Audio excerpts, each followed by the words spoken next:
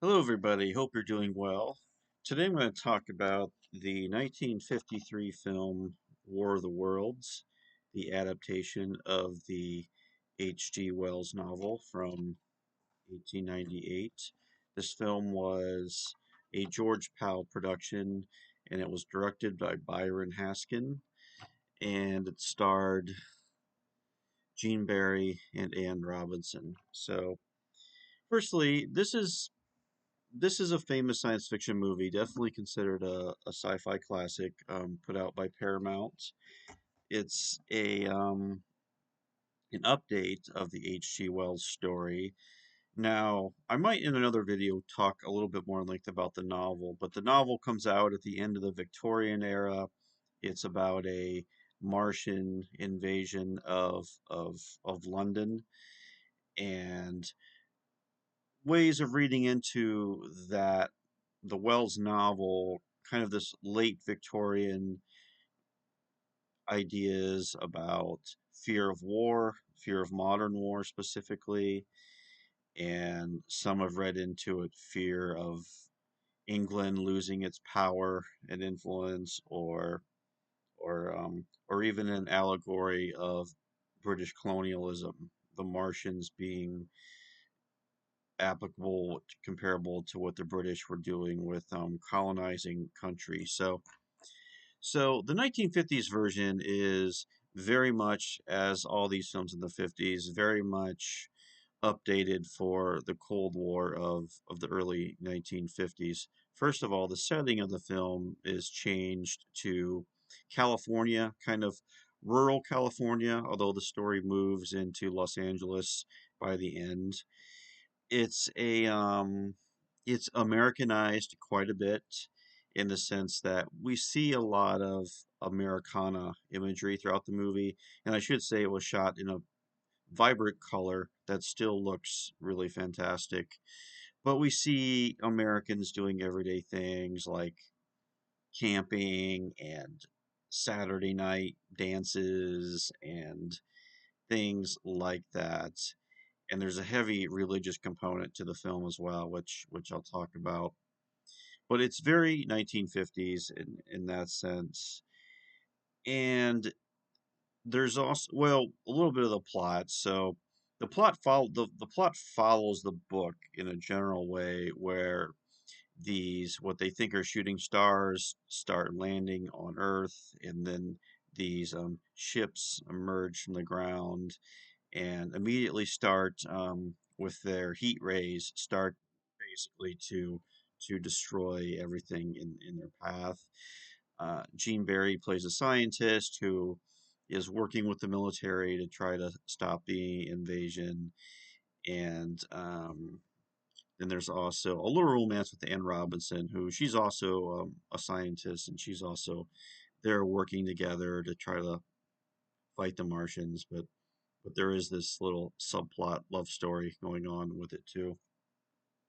Also, like previous films, the military plays a big role here, which in the Wells novel, it's not necessarily.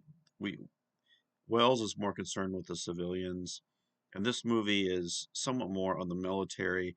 Once again, the post-war idea of the American military coming out of World War II being able to, with all of its technology and all of its knowledge, able to stop anything. We're also in a post Hiroshima world where the use of nuclear weapons comes into play in this film as well, where as a last resort, the army decides to try using atomic weapons, which well, I won't spoil that, but there is that heavy Cold War anxiety to it, and whether at this time the Martians are a stand-in for fears of a Soviet invasion, and which kind of brings me to the religious aspects of the movie. Like at one part when the spaceships land, a priest comes out, and a priest makes a statement like, "Well, I think I wrote it down.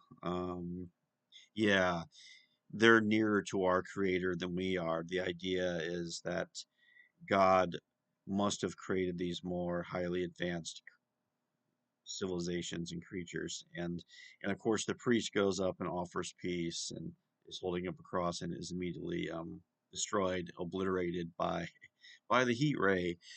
And as the story goes on, though, it's inferred in some ways that the Martians are godless. There's a church is destroyed at one point, which is a big one of the great special effects in the movie. But the climax of the movie also takes place in a church where, with basically all resources, the humans' defense, like all resources have been used, but they still have prayer, faith to get them through, to get them out of this. And the sense is that I think very much that the Martians are godless, and it's the once again the connection to the Cold War, and the idea of communism being atheistic. So there is a of all the versions of the story, this one has a very strong religious component to it, like very much of its time in the early years of the Cold War. I should say though, I think one reason why the special effects I think still hold up well, the great design of the ships, the the way the use of miniatures in the film, just really incredible effects where it is believable when they eventually attack Los Angeles, and that's a big reason to watch this version of the story, despite some of the